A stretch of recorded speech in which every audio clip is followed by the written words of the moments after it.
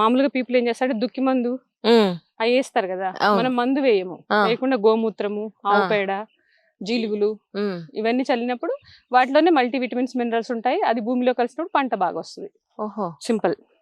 ఇది మొత్తం ప్యాడీ కింద పడతాం. ఓకే.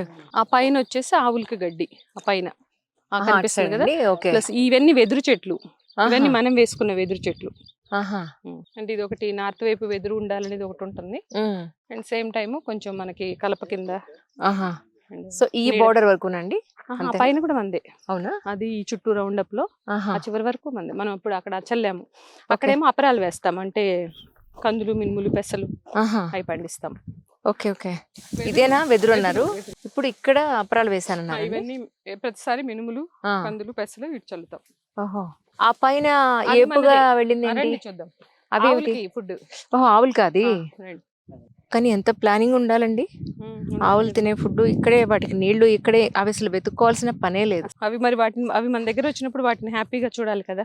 కరెక్ట్. అండ్ కౌస్ అనేది మన హిందూ సాంప్రదాయం ప్రకారం కామధేనువు కదా. అవును. అండ్ అవి మన దగ్గరకు రావడానికి కూడా వాటికి మనం ఎలిజిబుల్ అయితేనే మన దగ్గరకు వస్తాయి. కరెక్ట్. వెనకట మన దానిలో భారతీయ సంస్కృతిలో సంపద అంటే ఆవు. ఇప్పుడు ఈ కార్లు, ఇళ్ళు, బంగారాలు అయినాయి కానీ ఆస్తులు పాస్తులు, ఆ రోజుల సంపద అంటే ఆవు మాత్రమే.